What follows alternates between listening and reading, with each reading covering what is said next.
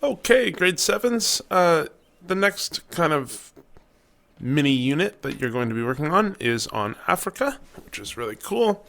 It is considered the cradle of humanity, and so we're going to.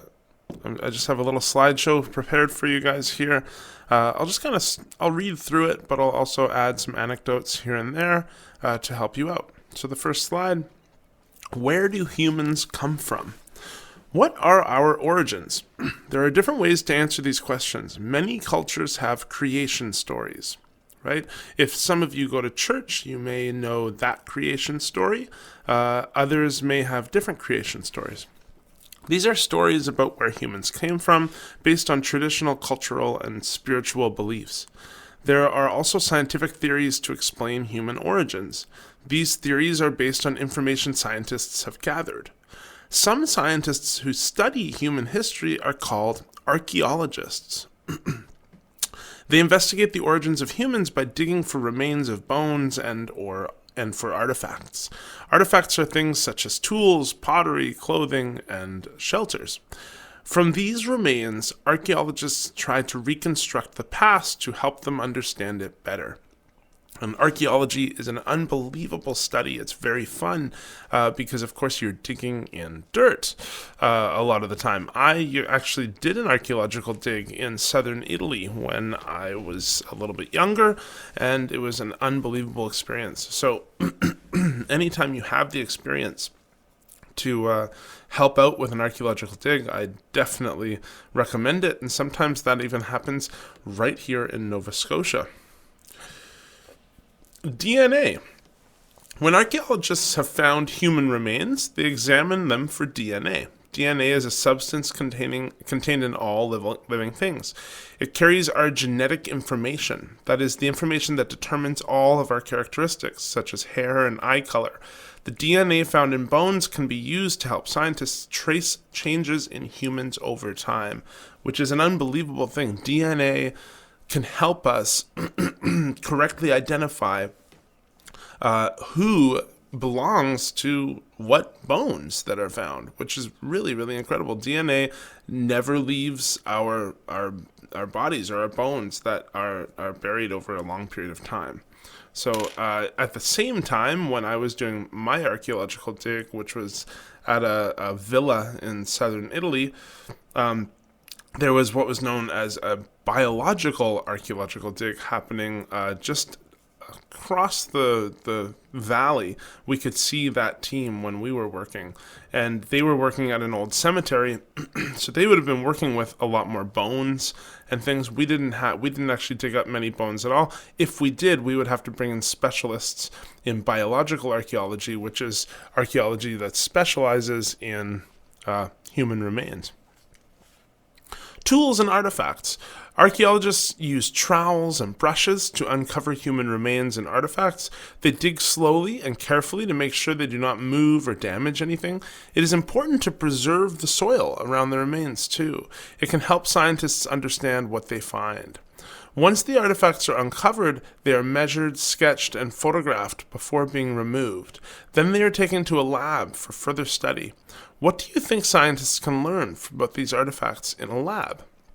So once you get these artifacts, we're not talking about bodies, we're not talking about DNA, we're talking about things like pots and things they would use in their culture. Then we can learn about how they lived. We can learn about their culture. Discoveries in Africa.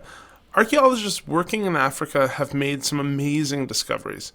Bones and artifacts show that human-like creatures called hominids lived in Africa millions of years ago.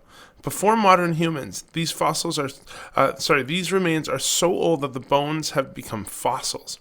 That is, they have turned into stone. Some of the oldest discoveries of hominid fossils have been found in 3 places in Africa: the Skrikfontein Valley in Africa, the Olduvai Gorge in Tanzania, and the Afar region of Ethiopia. Actually, the King's Edge Hill trip that went to Africa last year, along with myself, we went to the Olduvai Gorge, which is unbelievable. These discoveries have led some scientists to call Africa the cradle of humanity. So I'm just going to kind of take you through how to construct an archaeology lab study, because you guys are going to do one yourselves. So there's 4 steps to an archaeological lab. Okay, that's what we're going to be doing right now. So 1, identify an object for the study. Then we're going to begin your lab work by writing a description of the object. It's going to kind of feel a little bit like science here, but archaeology does have a lot to do with science. So that means you're going to include the color, the shape, the size, the material, and condition of the piece.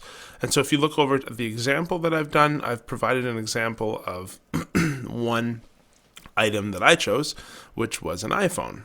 That's a really easy item. I hope that you guys choose different items, because could be a lot more fun if it's an item that you don't totally know what it's for. So I have, color, it's black.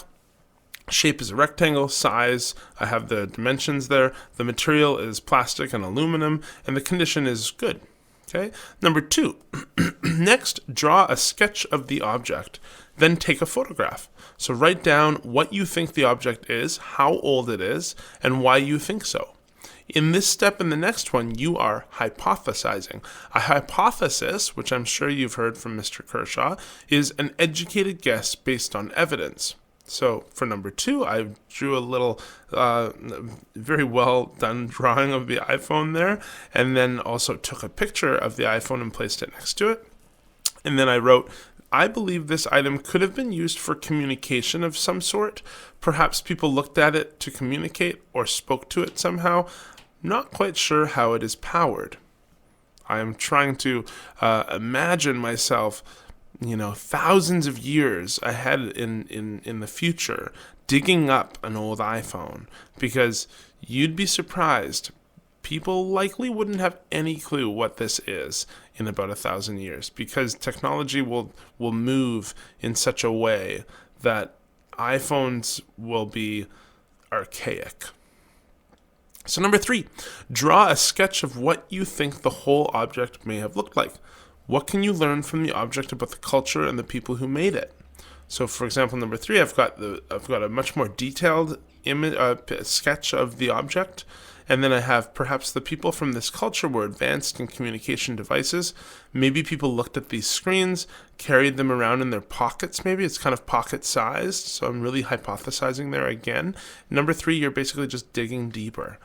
And number 4, think about what you need to find to support your hypothesis.